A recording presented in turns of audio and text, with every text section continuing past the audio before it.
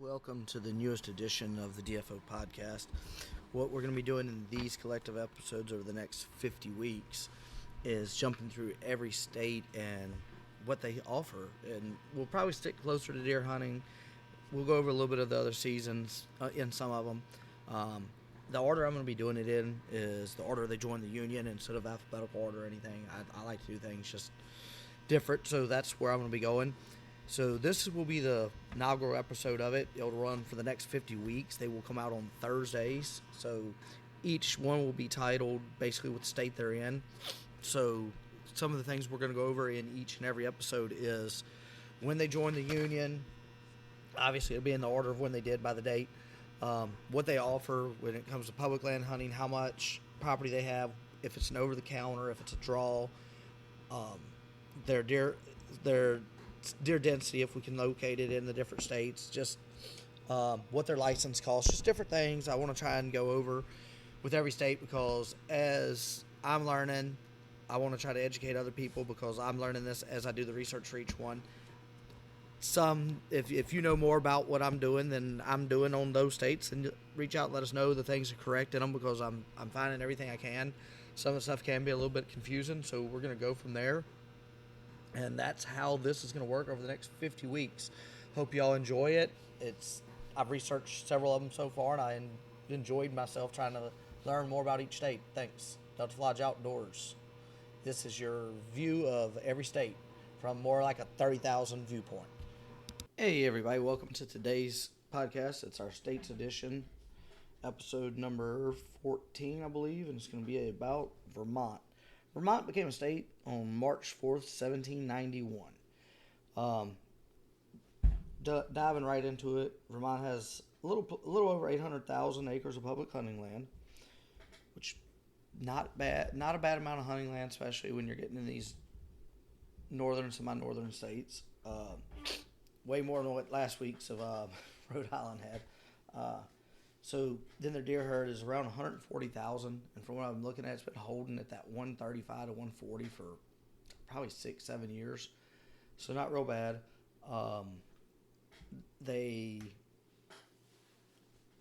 Let's see, 140,000 head of deer. They average about 15,000 a year killed, is what I saw some numbers, and I could be wrong. I don't have that in front of me, but that's what I believe I saw. Their season roughly starts October the 1st for deer. What I find cool, they're on the lower end of your out-of-state license. Hunting license for archery only. That's mainly what I look at, is the archery stuff, to get some of these early hunts. Excuse me. Archery only is for your archery tag, and your hunting license is $140. You can get just an archery tag that a hunting license isn't required for. But if you buy the hunting license, it's $102. It comes with other perks, so you can buy then the tags. That bow, the archery tag is another $38, which makes $140. Or you could buy just a straight archery tag, where you couldn't small game hunt, you couldn't use those licenses to get other tags. It's $75. But what I was looking at, and that season starts October the 1st, and what I was looking at though is if you spend $102 on the hunting license, you can also buy their out-of-state bear tag, which is $15. So you can literally get your archery black bear, and deer tag for $155 from what I was looking at, unless prices change here, in the next few months on how they do stuff.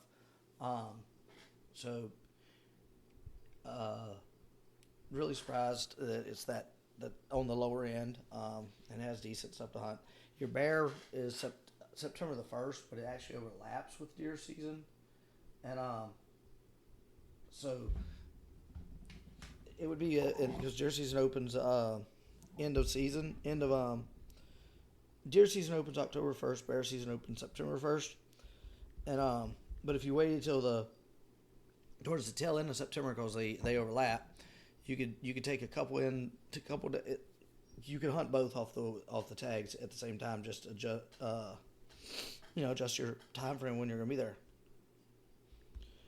Overall, not a bad state to jump into.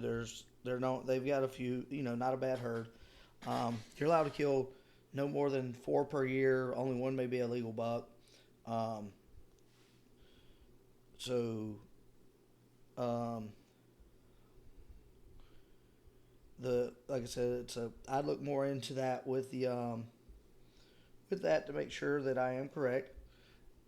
Because like I said, this is just a high view, like 30,000 viewpoint. I'm not really running in close. Um,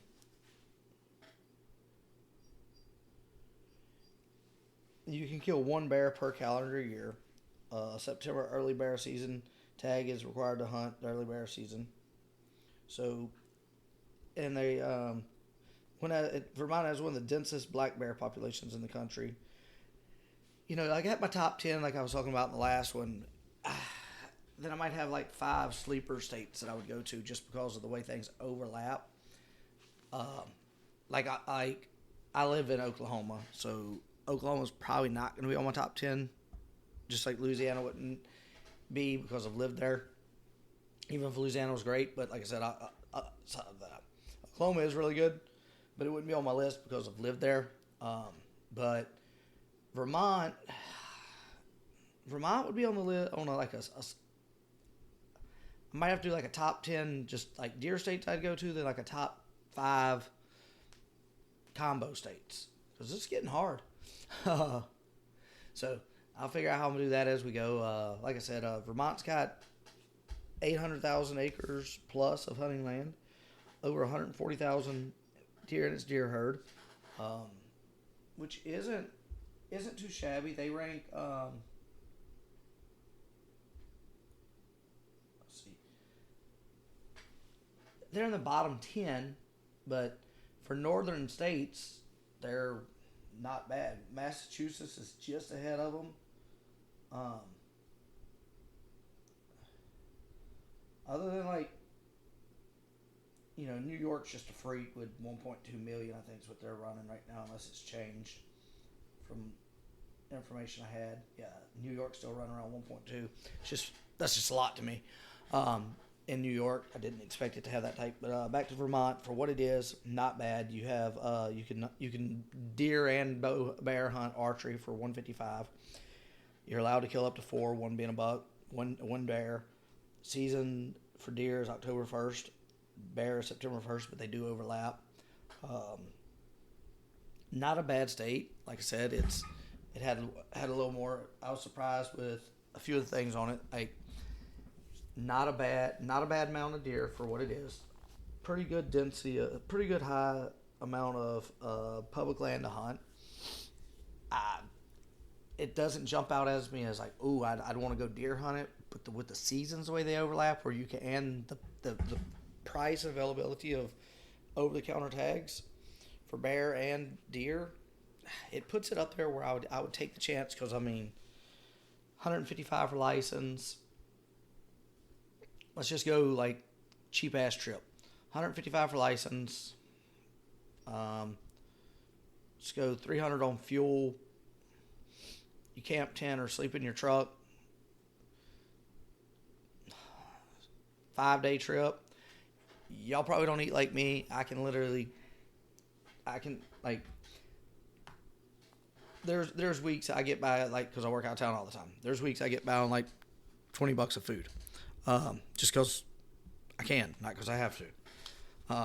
Well, it is kind of a have to for me because I will put my mind on I need to save this much money for this or that, and I will cut expenses everywhere else that I can so that I can put that money up so that I can make that purchase that I want,